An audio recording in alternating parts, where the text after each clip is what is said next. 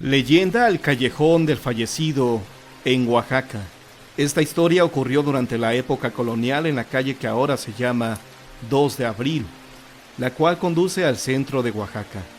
En aquellos años existían los llamados serenos, hombres que salían por las noches con un farol de petróleo para iluminarse ante la ausencia del alumbrado público y con la noble tarea de patrullar las calles. El sereno iba armado y también llevaba un silbato. Cuando existía alguna eventualidad, informaba de qué se trataba, por ejemplo, si estaba por llover o si había algún problema en la comunidad. De lo contrario, solo gritaba: «Son las 12 de la noche y todo sereno». La gente al escucharlo podía dormir con tranquilidad, pues sabían que había un hombre recorriendo sus calles, vigilando su seguridad. Una noche, alrededor de las 12, se escuchó el desgarrador grito de un hombre en el callejón 2 de Abril. Mucha gente lo escuchó, pero no todos se atrevieron a asomarse por la ventana para ver quién era el que solicitaba auxilio. Además, por la oscuridad de la noche, no era posible ver bien de quién se trataba. A los pocos minutos vieron pasar a paso firme y deprisa al sereno, el cual se dirigía a la iglesia del Marquesado. Cuando llegó a la iglesia, tocó en la puerta con insistencia hasta que salió el sacerdote. «¿Qué sucede, hijo?», le preguntó el cura, a lo cual el sereno le contestó que en el callejón 2 de Abril habían atacado a un pobre hombre y que necesitaba recibir los santos óleos porque muy difícilmente podría sobrevivir. El cura, al escuchar esto, no dudó en brindarle el servicio religioso al moribundo, así que tomó sus cosas y un quinqué con el cual alumbrarse. Acompañó al sereno hasta donde le indicó. El sacerdote vio que en el suelo estaba tirado un pobre hombre quejándose de dolor. Tenía una herida grande en el pecho provocada por un cuchillo. El sacerdote puso en el piso adoquinado su lámpara y escuchó su confesión. El hombre que tenía la herida mortal terminó su confesión. El cura le dio la absolución de sus pecados y untó los santos óleos. A los pocos minutos falleció. El cura terminó su labor piadosa y miró a su alrededor. Se encontraba solo en la calle, pues el sereno había desaparecido. El hombre de Dios sintió curiosidad por ver a quién había confesado y se llevó una espeluznante sorpresa. El hombre que yacía en el piso sin vida era el sereno, el hombre que fue a tocarle desesperado a su iglesia. El sacerdote, al ver esto, por poco se desmaya. Hizo un gran esfuerzo por tomar sus cosas y regresar a su hogar. Al día siguiente, el sacerdote cayó enfermo y duró varios días en cama. Cuando se repuso de este hecho insólito, el sacerdote perdió la audición del oído derecho, con el cual escuchó la confesión del moribundo.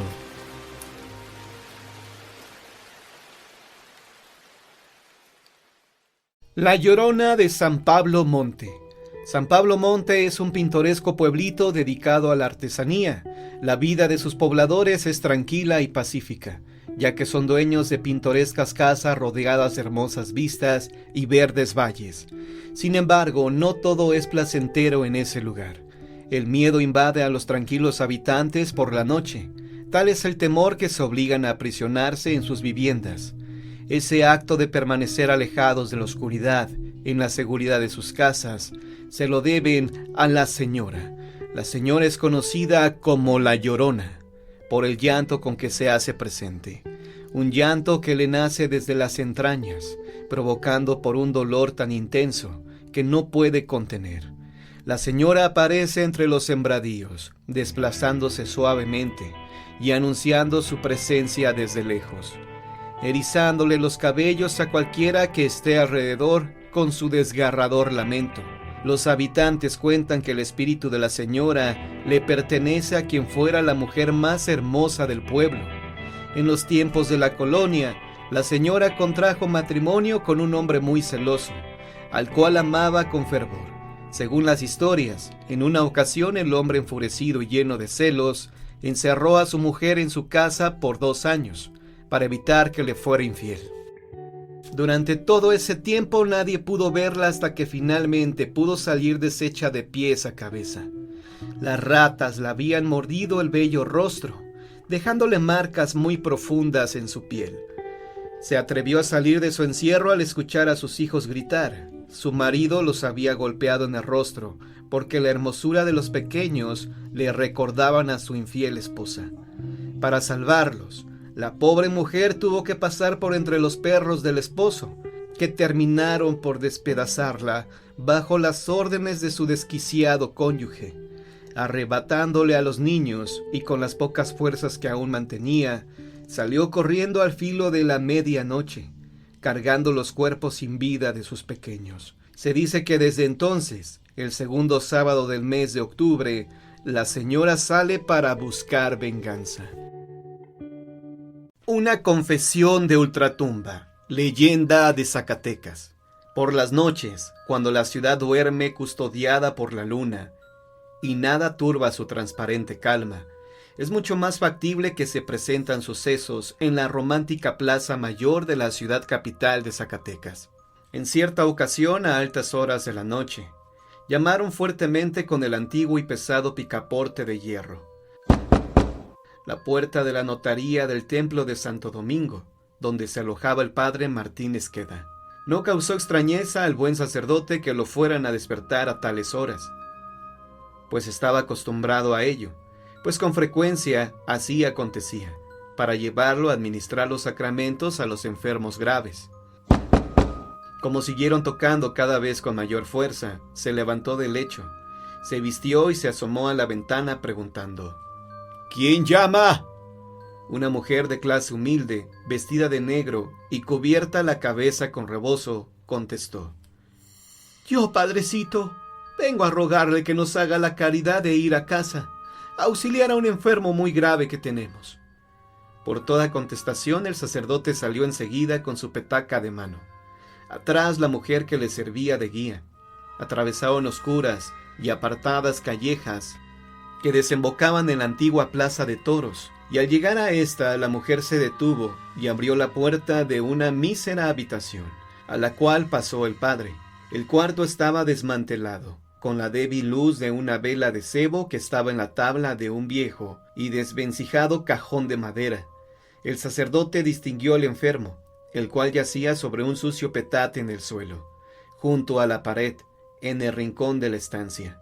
Cercano al paciente estaba colocado un rústico y tosco banco de madera de 3 patas, y esto constituía todo el mobiliario de la pieza. El padre Esqueda se sentó en el banco y se quedó mirando al enfermo.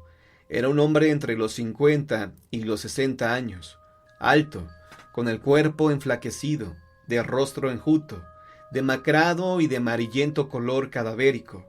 Sus ojos eran verdes pero sin expresión, que fijaba con insistencia en las vigas del techo, su anhelante y fatigosa respiración, preludio del estertor de la agonía. Se interrumpía en intervalos de una tos seca y cansada. Un sudor frío le humedecía la frente y febril temblor sacudía su cuerpo. El sacerdote le tomó una mano y la encontró yerta, con el frío del final, por lo cual comprendió su gravedad, y viendo que no había un momento que perder, le dijo: «Hijo mío, ¿te sientes muy mal?» «Sí, padrecito», contestó el enfermo con desfallecida voz, «y quiero confesarme». Al oír esto, la mujer que había estado contemplando la escena salió a la calle. El sacerdote abrió su petaca, sacó la estola, se la colocó sobre los hombros y volvió a decir al enfermo: «Bien, hijo mío, di tus pecados». El paciente, no obstante su gravedad, tenía completa lucidez e hizo una larga confesión de sus culpas que terminó entre sollozos, signo inequívoco de su gran arrepentimiento. El padre, al terminar de escuchar este relato de sus pecados, lo confortó con sus consejos y le dio la absolución. Luego volvió a abrir la petaca, sacó lo necesario y le administró la extrema unción. Al cabo de ponerle los santos óleos, se quitó la estola y la colocó sobre una estaca de madera que estaba clavada en la pared. Cerró su petaca, se despidió tiernamente del enfermo y de su mujer, y se fue a su casa. Al día siguiente, como no encontraba la estola en su petaca, recordó que la había dejado olvidada en la casa del enfermo, y le preguntó al sacristán: «Dime, ¿no han traído la estola de la casa del enfermo que fui a confesar anoche?» «No, padre, no han traído nada». «Vaya, qué raro está esto». Al punto mandó al monaguillo por ella, y luego de largo rato de espera regresó manifestando que había tocado mucho rato a la puerta de la casa y que nadie la abrió, por lo que creía que estaba deshabitada.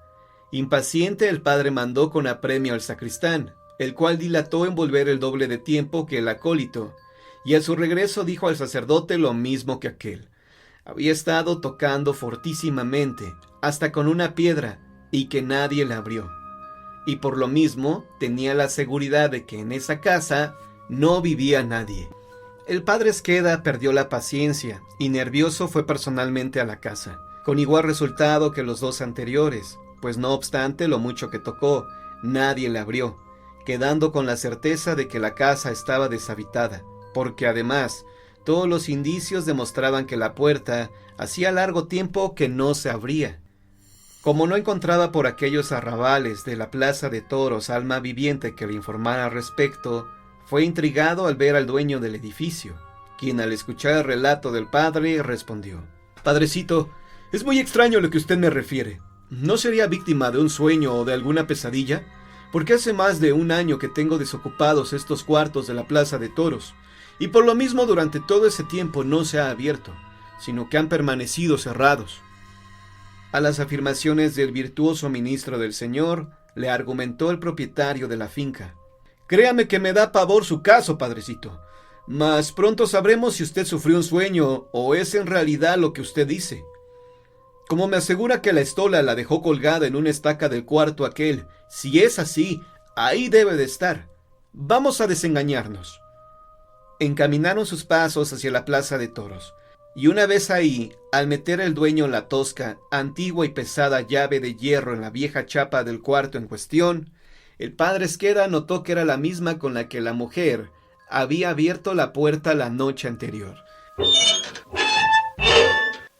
El pasador al girar dio un rechinido de herrumbre, lo cual afirmaba lo asegurado por el dueño, que hacía largo tiempo que no se abría. Cuando la puerta se abrió, percibieron un fuerte olor a humedad.